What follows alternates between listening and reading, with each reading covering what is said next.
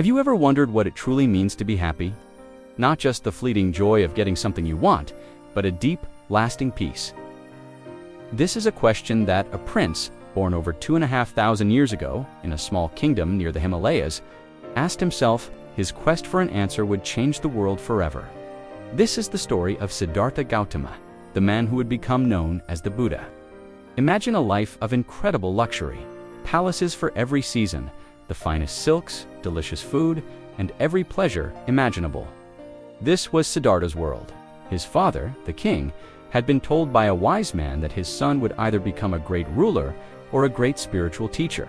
The king, wanting his son to follow in his footsteps, decided to shield him from all the suffering in the world.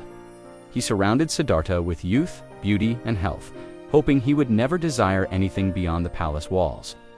For 29 years, this plan worked. Siddhartha lived a life of comfort. He married a beautiful princess, Yashodhara, and they had a son named Rahula. From the outside, he had everything anyone could ever want. But inside, a sense of unease began to grow. He felt that something was missing, that there was a deeper truth to life that he wasn't seeing within his gilded cage. This curiosity led him to do something he had never done before. He secretly left the palace, and on these trips, he encountered what his father had tried so hard to hide. These are known as the foresights. First, he saw an old man, frail and bent with age. Siddhartha was shocked. He had never seen old age before. His charioteer explained that this is a natural part of life, that everyone, including the prince himself, would one day grow old. On his second trip, he saw a sick person, moaning in pain. Again, he was deeply disturbed. He learned that illness could strike anyone, rich or poor, at any time. His third sight was the most profound yet. He saw a funeral procession, people weeping for a loved one who had passed away. For the first time, Siddhartha truly understood the reality of death. He realized that life for everyone eventually ends. These first three sights filled him with a deep sense of sorrow and a burning question. If old age, sickness, and death are unavoidable, what is the point of all this temporary pleasure? But then came the fourth sight. He saw a wandering holy man, an ascetic. This man had no possessions, just a simple robe and a begging bowl. Yet his face was calm, serene, and peaceful. In the midst of all the suffering he had just witnessed, this man seemed to have found an inner peace that transcended it all. Siddhartha was inspired. He realized that the path to true understanding wasn't in accumulating more pleasures, but in looking inward. This was the turning point. That night, Siddhartha made a monumental decision. He kissed his sleeping wife and son goodbye, knowing he might never see them again. He cut off his long princely hair, traded his fine robes for simple ones, and walked out of the palace gates, leaving behind his life of luxury forever. He was now a homeless wanderer on a mission to find the end of suffering. Siddhartha's journey was not an easy one. He first sought out the most famous spiritual teachers of his time. He learned meditation and philosophy from them, mastering their techniques and reaching high states of concentration. But he found that even these states were temporary. They didn't provide the final answer he was looking for. The peace they offered was fleeting, and the fundamental problem of suffering remained. So, he decided to try a different path: extreme asceticism. He joined a group of 5 ascetics who believed that by punishing the body, they could liberate the spirit.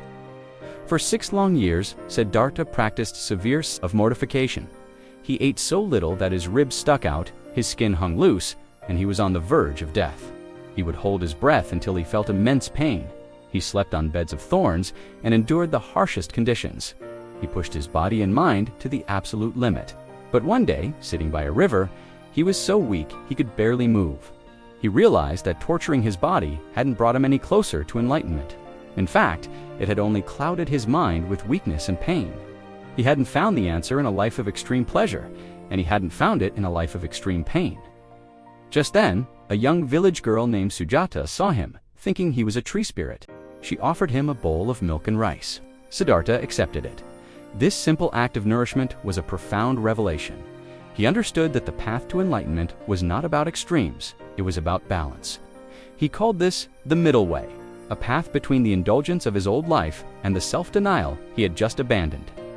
With his strength regained, Siddhartha walked to a nearby town, now known as Bodh Gaya. he sat down beneath a large fig tree, which would later be called the Bodhi tree, the tree of awakening. He made a powerful vow. I will not leave this spot until I have found the ultimate truth, even if my skin, my nerves, and my bones decay. He sat in deep meditation, not for hours, but for days. As he sat, his mind became incredibly clear. He wasn't just concentrating, he was investigating the very nature of his own mind and existence. He faced his inner demons, personified as the tempter Mara, who tried to lure him away with visions of desire, fear, and doubt. But Siddhartha remained unshaken. Through the night, he gained profound insights. He remembered all his past lives, seeing the endless cycle of birth, death, and rebirth, a cycle known as samsara. He understood the law of karma, how our actions in one life determine our future. He saw that all beings were trapped in this cycle by their cravings, aversions, and ignorance. And then, as the morning star rose in the sky, it happened. He saw the ultimate truth. He saw the cause of suffering, craving, and attachment, and he saw the way to end it. In that moment of perfect clarity, all his ignorance vanished. He was no longer Siddhartha the seeker. He was the Buddha, which means the awakened one. He had achieved nirvana, a state of perfect peace, liberation, and the end of all suffering. For several weeks, the Buddha remained where he was, enjoying the bliss of his enlightenment. He wondered if he should even try to teach what he had discovered.